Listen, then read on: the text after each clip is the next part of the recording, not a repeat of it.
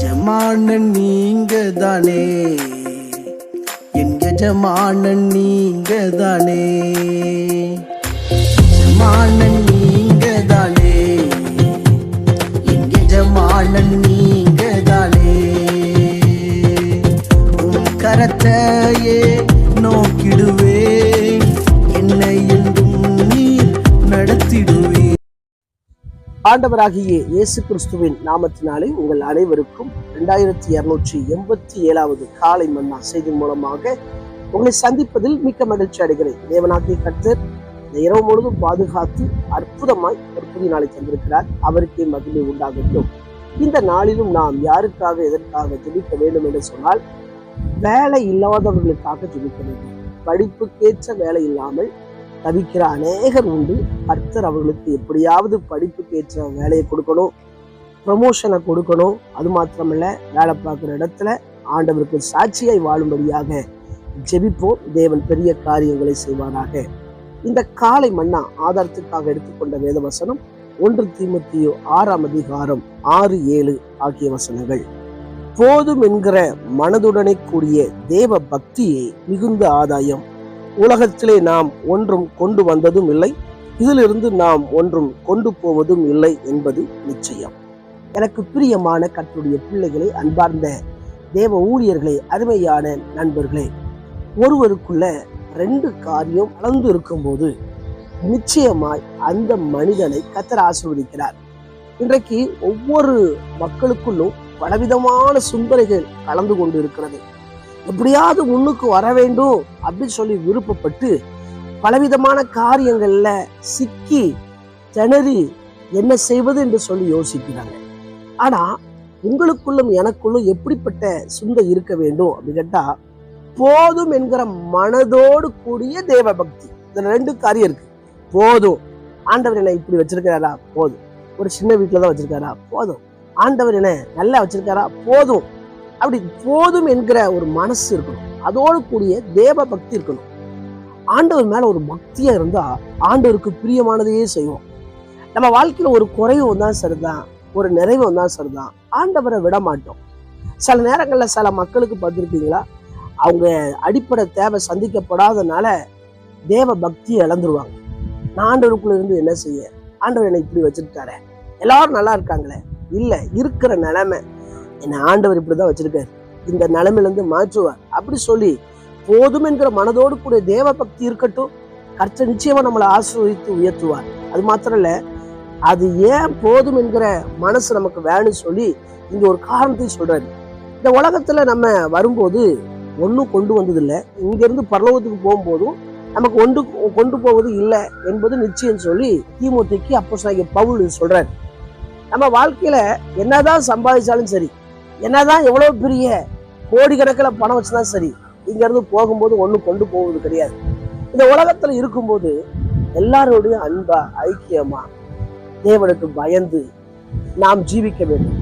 சில உயர்ந்த மனிதர்களை எல்லாம் பார்த்தால் பணங்கள் வர வர வர வர டிஸ்டன்ஸ் கீப் பண்ணிடுவாங்க. சொல்ல போனா பெத்த பிள்ளைங்கள்டே பேச மாட்டாங்க, அந்த அளவுக்கு ஒதுக்கிடுவாங்க. ஆனா அந்த உலகத்தை விட்டு போகும்போது சாட்சி கெட்டு போயிடும். இந்த உலகத்துல நம்ம ரட்சிக்கப்பட்டு ஆண்டவருக்குள்ள இருந்து எல்லாத்தையும் வெறுத்து யார்ட்டையும் பேசாம நான் தனியா அப்படி இருப்போம்னா பரலோக ராஜ்யத்துக்குள்ள போக முடியாது. எனவே நம்முடைய வாழ்க்கையில ஆண்டவருக்கு பிரியமா இருக்கணும். ஆண்டவர் எவ்வளவு பணம் எவ்வளவு ஐஸ்வர்யம் இருந்தாலும் சரிதான், இது ஆண்டவர் வச்சிருக்காரு சொல்லி எல்லாத்தையும் நேசித்து வாழ ஒரு தேவ மனிதன் இப்படியாக தன்னுடைய பிரசங்கத்துல சொன்னார். அதாவது நம்ம எவ்வளவுதான் உயர்ந்தாலும் அந்த ஆதி நிலைமையை திரும்பி பார்த்து எப்போது போலவே நம்ம இருந்தா நமக்கு எவ்வளவு குறைவு வந்தாலும் நமக்கு ஒன்றும் தெரியாது. அந்த பணம் வர வர வர வர ஸ்ட்ராட்டஜை மாத்திக்கிட்டே இருக்கும் பார்த்தீங்களா, அப்போதான் அங்க பிரச்சனை ஆரம்பிக்கிறது, பிரச்சனை வருகிறது. இதை பார்த்து கொண்டு இருக்கிற அன்பான கர்த்தருடைய பிள்ளைகளே, உங்களுக்கு எனக்கு எப்படி இருக்குன்னா, போதும் என்கிற மனதோடு கூடிய தேவ பக்தி இந்த 2 நம்ம சர்வத்துல அப்படி உள்ளத்துல கலந்து இருக்கணும். ஆண்டவர் இம்மட்டும் என்னை வச்சிருக்கிறாரு. யோசித்து பாருங்க, நம்மோடு சேர்ந்த அநேகர் இன்னைக்கு இந்த உலகத்துல இல்லை, ஆனா உங்களையும் என்னையும் கர்த்தர் வச்சிருக்காருன்னா ஒரு பெரிய திட்டம் வச்சிருக்கிறார். அந்த திட்டத்தை அழிப்பதற்கு சத்துரு எவ்வளவு பிளான் பண்ணா சரிதான், அவருடைய சித்தம் இல்லாம ஒரு முடிய கூட யாரும் அசைக்க முடியாது. எனவே நமக்கு இப்படிப்பட்ட சிந்தை இருக்கட்டும். அது மாத்திரம் இல்ல, அப்போஸ்தலனாகிய பவுல் ஒரு இடத்துல சொல்லும் போது சொல்றாரு, பிலிப்பியர் 4ஆம் அதிகாரம் 12வது வசனத்துல சொல்றாரு, தாழ்ந்திருக்கவும் எனக்கு தெரியும், வாழ்ந்திருக்கவும் எனக்கு தெரியும், எவ்விடத்திலும் எல்லாரிடத்திலும் திருப்தியா இருக்கவும், பட்டினியா இருக்கவும், பரிபூரணம் அடையவும், குறைவுபடவும் போதிக்கப்பட்டேன். அப்போஸ்தலனாகிய பவுல் பாத்தீங்களா, வாழ்ந்திருக்க எனக்கு தெரியும், தாழ்ந்திருக்க தெரியும், பட்னியா இருக்க தெரியும், திருப்தியா இருக்க தெரியும், அப்படி அவர் போதிக்கப்பட்டிருக்கிறார்.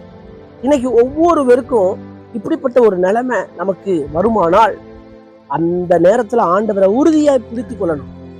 பணம் இருந்தாதான் ஆண்டவர், பணம் இல்லைன்னா ஆண்டவர் இல்லை. பிரச்சனை வந்தாதான் கர்த்தர்ட்ட வருது, பிரச்சனை முடிஞ்சிட்டேன்னா கர்த்தர்ட்ட வர்ற கிடையாது.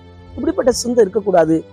போதும் என்கிற மனதோடு கூடிய தேவ பக்தியே மிகுந்த ஆதாயம். இதுதான் நமக்கு தேவை இன்றைய காலங்கள்ல.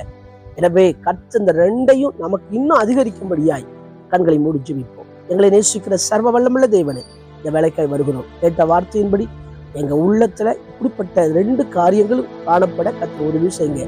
ஆண்டவரே, இந்த உலகத்தில் நாங்கள் ஒன்றும் கொண்டு வந்ததில்லை, இங்கிருந்து போகும்போது ஒன்றும் கொண்டு போவதில்லை.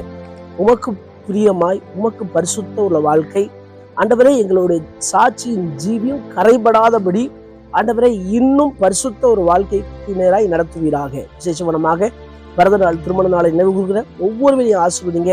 அவங்க புலப்பலை ஆனந்த களிப்பாய் மாற்றுவீராக. துக்க நாட்கள் முடிந்து போகட்டும், நித்திய வெளிச்சமாய் இருப்பீராக என்று ஜெபிக்கிறேன். இயேசுவின் மூலம் ஜெபங்களும் ஜீவனால பிதாவே, ஆமென். ஆண்டு சித்தமானால் மீண்டும் நாளை காலை புதிய காலை பண்ண செய்திகளை சந்திக்கிறேன். அதுவரை தேவ கிருபை தாங்குவதாக. மாரநாதா, இயேசு வருகிறார். ஆயத்தமாகவும் மனிதர் ஆயத்தப்படுத்துவோம். ஆமென். அல்லேலூயா. Praise the Lord. உந்தனின் சேவை செய்வே, எந்த சூழ்நிலையிலும்